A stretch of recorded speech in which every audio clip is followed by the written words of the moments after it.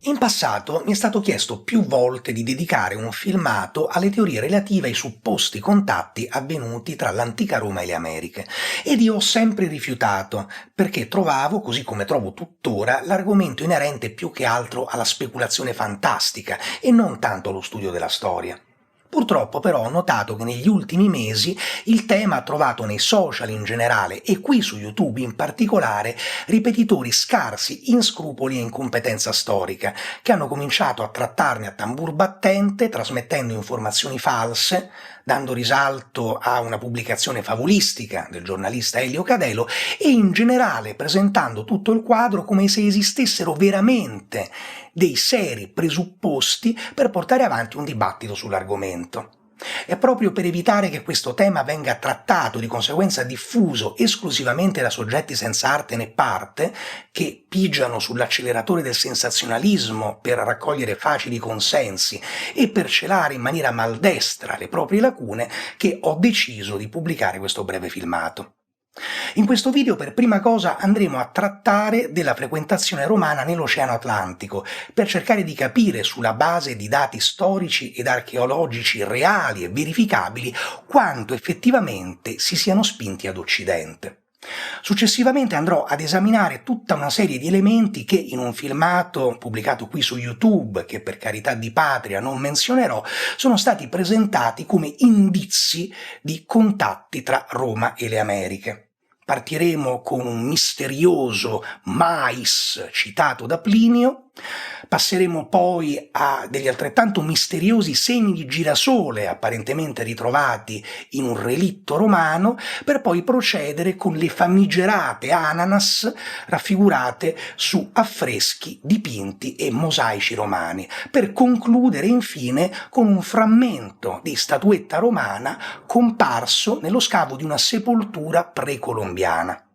Prima di cominciare, come sempre ricordo chi non l'avesse già fatto di iscriversi al canale, mettere un mi piace e condividere quei filmati reputati più interessanti sui propri canali social.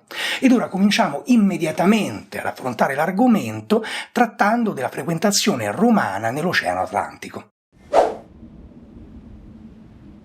Secondo Plinio, il re Giuba II di Numidia e Mauretania, fedele alleato di Augusto, a cavallo tra il I secolo a.C. e il I secolo d.C., avrebbe inviato un corpo di spedizione esplorativo presso le Isole Fortunate, il nome che i classici avevano dato alle Canarie. Plinio scrive che il corpo di spedizione trovò le isole disabitate, anche se con tracce di un precedente popolamento. D'altra parte, secondo i classici, un tempo le Isole Fortunate avevano fatto parte dell'egemonia cartaginese.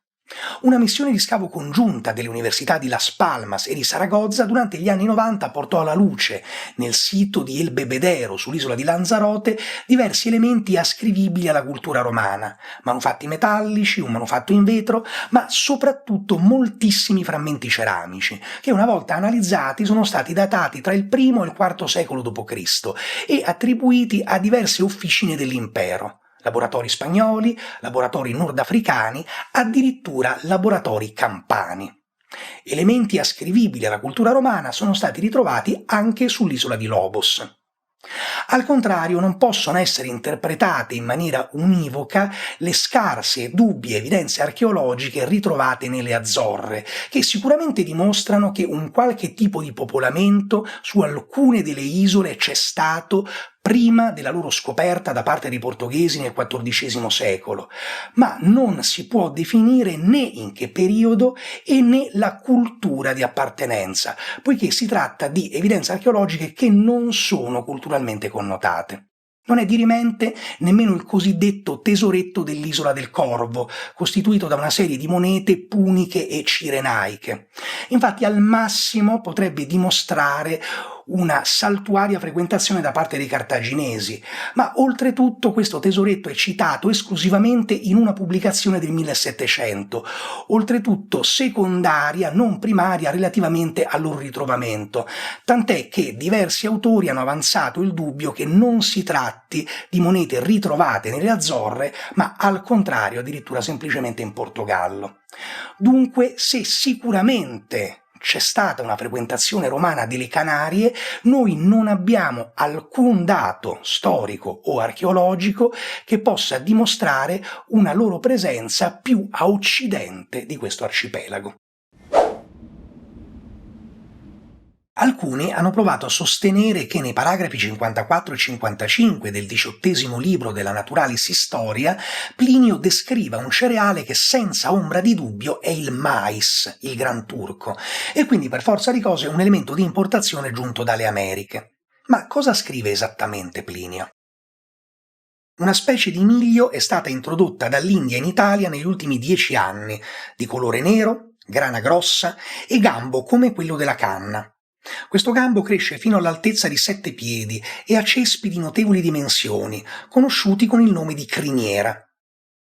Ora, sicuramente c'è una varietà del mais che ha i chicchi neri, ma davanti a un'identificazione del grano descritto da Plinio con il mais nasce spontanea, ragionevole e immediata un'obiezione. Quando, come e perché questo mais, introdotto in Italia nel I secolo d.C., si sarebbe estinto, tanto da renderne necessaria la reintroduzione nel 1500 dopo la scoperta dell'America da parte di Colombo.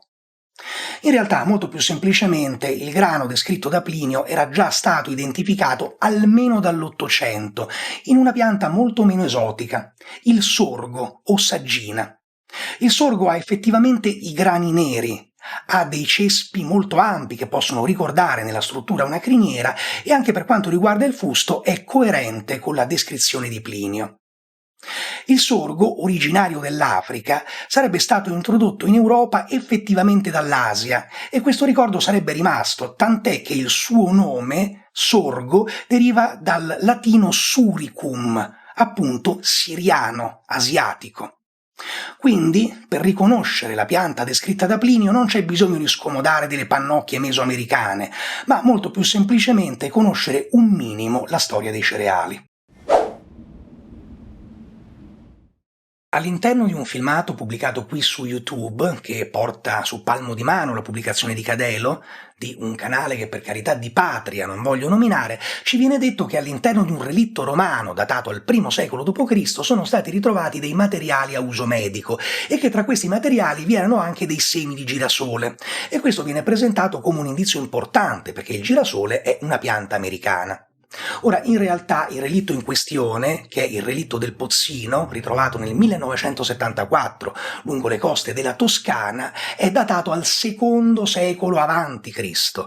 Ma al di là di ciò, se sicuramente al suo interno sono stati ritrovati materiali a uso medico, tra questi materiali non vi erano assolutamente dei semi di girasole, bensì dei sigilli medici, ovvero una sorta di pastiglie costituite sostanzialmente da cera d'api, al cui interno venivano intrappolati medicamenti di origine vegetale e animale, per evitare che il contatto con l'aria ne portasse a un veloce deperimento.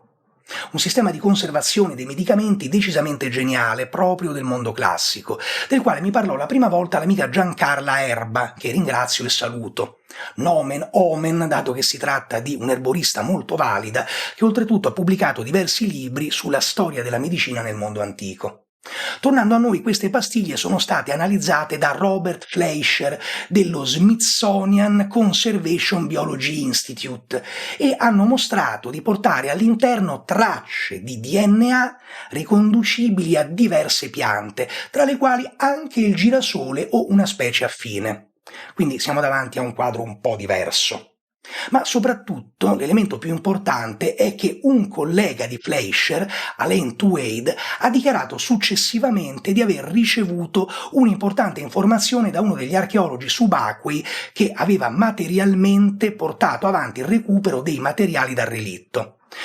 Questo sommozzatore si è sentito in dovere di comunicare, una volta rese note le analisi del DNA delle pastiglie, che tutte le strumentazioni degli archeologi subacquei, dei sommozzatori che avevano portato avanti il recupero dei reperti dal relitto, erano state stipate e conservate accanto a un campo di girasoli.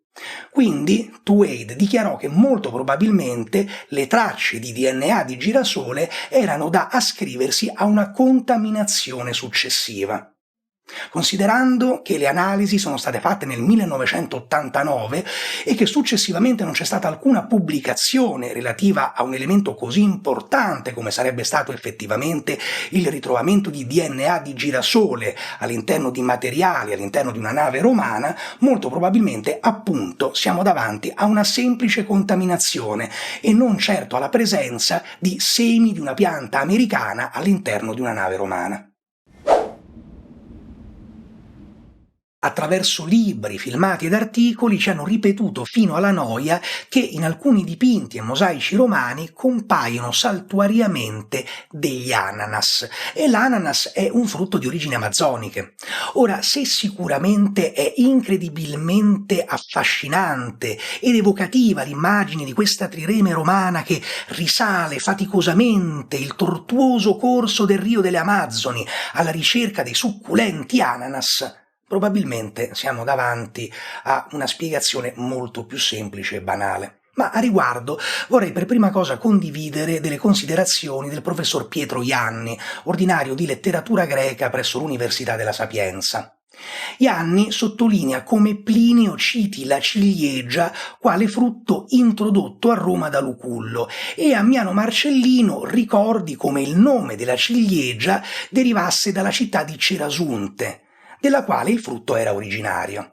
Quindi siamo davanti a un impianto che racconta l'origine e l'introduzione di un frutto esotico a Roma. Sempre Plinio, ricorda Ianni, nel suo 15° libro, tratta in maniera molto dettagliata tutta una serie di frutti consumati dai Romani, catalogandoli anche sulla base della loro provenienza. Eppure non fa alcun riferimento a un frutto che possa essere in qualche modo ricollegato all'ananas. E questo è curioso, considerando che secondo alcuni proprio su un affresco di Pompei è raffigurato un ananas. Quindi tecnicamente l'ananas doveva essere un frutto consumato all'epoca di Plinio. Eppure chissà perché Plinio non ne parla.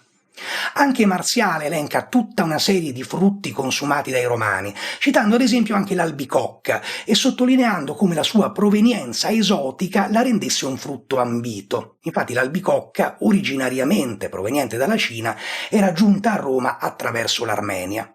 Eppure anche Marziale non fa alcun riferimento a un frutto in qualche modo riconducibile all'ananas. Con tutta probabilità, se alcuni tendono a identificare in alcune raffigurazioni romane un ananas, soprattutto quando vedono un oggetto particolare insieme ad altra frutta, è dovuto a una sorta di associazione mentale moderna, che porta a osservare ciò che vediamo in chiave familiare, in chiave nota, quando con tutta probabilità l'oggetto che è rappresentato in questi dipinti e in questi mosaici è semplicemente una pigna di pino domestico. Columella ed Apicio scrivono più volte come i pinoli fossero un elemento ricorrente nella cucina romana e il botanico Frederick Mayer ha catalogato tutta una serie di pigne e di pinoli carbonizzati provenienti da Pompei e da Ercolano, sia da siti abitativi sia da magazzini lungo il porto. Infine, a sostegno della tesi dell'ananas, viene presentata una statuetta conservata nel Museo di Arte e Storia di Ginevra, datata tra il III e il IV secolo d.C. Ora, l'oggetto impugnato dalla figura rappresentata nella statua è stato interpretato in maniere differenti, da alcuni come un grappolo d'uva, secondo me improbabile, da altri come un sacculus, ovvero un sacchetto contenente delle monete a sua volta forse all'interno di una reticella. Indipendentemente da ciò, sicuramente l'identificazione di questo elemento rimane difficile, soprattutto perché la statua appartiene a un momento stilistico dell'arte romana che vede progressivamente decadere il realismo. In ogni caso, però, viste tutte le considerazioni fatte in precedenza e soprattutto anche vista la forma di un ananas, è molto difficile che l'oggetto impugnato dal personaggio raffigurato nella statua sia effettivamente questo frutto esotico. Sempre nel filmato pubblicato su quel canale che per carità di patria continuo a non nominare, ci viene detto che in Messico, a Toluca, all'interno di una sepoltura precolombiana assolutamente priva di qualunque elemento di contaminazione esterno, è stato ritrovato il frammento di una statuetta riconducibile all'arte classica, una piccola testa in terracotta. Oltretutto ci viene detto precisamente di epoca romana. Infatti il frammento sarebbe stato datato tra il 9 a.C. e il 13 d.C., quindi all'interno di una forbice temporale molto specifica. In realtà il frammento ceramico di Toluca, datato con il metodo della termoluminescenza dall'Istituto Max Planck di Heidelberg, è stato collocato all'interno di un arco temporale che va dal 900 a.C. fino al 1200 d.C., quindi all'interno di una forbice decisamente un po' più ampia e che quindi in nessun caso può essere sovrapposta esclusivamente all'arco temporale della storia romana. Tant'è che tra le varie tesi presentate per interpretare questo frammento ceramico ce n'è una che vorrebbe interpretarlo come un qualcosa prodotto dalla cultura norrena. A dirla tutta, però, effettivamente, se si esamina lo stile della testa ceramica di Toluca, i rapporti, i punti di contatto con l'arte romana ci sono, nello specifico con quella del periodo dei Severi. A questo punto, però, la domanda sorge spontanea. Come è possibile che il frammento di una statuetta romana datata tra il secondo e il terzo secolo d.C. sia stato deposto all'interno di una sepoltura precolombiana che invece è stata datata tra la fine del 1400 e gli inizi del 1500? In realtà, in questo caso specifico, siamo probabilmente davanti a un semplice scherzo. Paul Schmidt, archeologo dell'Università Nazionale Autonoma di Madrid, molto tempo dopo lo scavo, ha sostenuto che il frammento ceramico sarebbe stato introdotto in trincea da uno studente, Hugo Moedano, con l'intento di giocare un tiro mancino al caposcavo. Uno scherzo. Qualcosa che, vi assicuro, non è che capiti così poi raramente. Va detto però che in questo campo, così come in molti altri, lo scherzo è bello quando dura poco, ma a quanto pare Moedano lo trascinò talmente tanto, lo trascinò così eccessivamente da arrivare al punto di non trovare più il coraggio di dichiarare la verità al caposcavo, per paura delle comprensibili ripercussioni che avrebbe subito. Questo racconto è stato presentato più volte anche da John Paddock, una delle principali autorità nel campo dell'archeologia precolombiana, sostenendo anche che bene o male questo racconto era conosciuto e riconosciuto sotto traccia dalla maggior parte degli archeologi che si occupavano di culture precolombiane mesoamericane. Quindi in questo caso specifico molto probabilmente siamo davanti a un caso per certi versi analogo a quello delle tracce di DNA di girasole del quale abbiamo parlato in precedenza, con la non trascurabile differenza che qui ci sarebbe anche il dolo. Ecco, ora va detto che potrei continuare praticamente all'infinito, perché sono tantissimi gli elementi bizzarri presentati come indizi della presenza di rapporti tra il mondo romano e le Americhe, da dei frammenti ceramici precolombiani che presentano dei simboli che potrebbero ricordare le lettere dell'alfabeto latino, fino alla presenza di un pappagallo chiaramente identificabile come una razza delle Americhe su uno sbiadito affresco romano. Ora, però, credo di aver dedicato anche troppo tempo a questo argomento. Mi scuso se ho trattato qualcosa di così sciocco, però apparentemente ce n'era la necessità. Spero di averlo fatto in maniera interessante e spero anche di avervi messo in guardia nei confronti di chi tratta certi argomenti in maniera superficiale, puntando al sensazionalismo in maniera bieca e becera. Se questo video vi è piaciuto, vi chiedo di mettere un mi piace e ci vediamo la prossima volta. Grazie.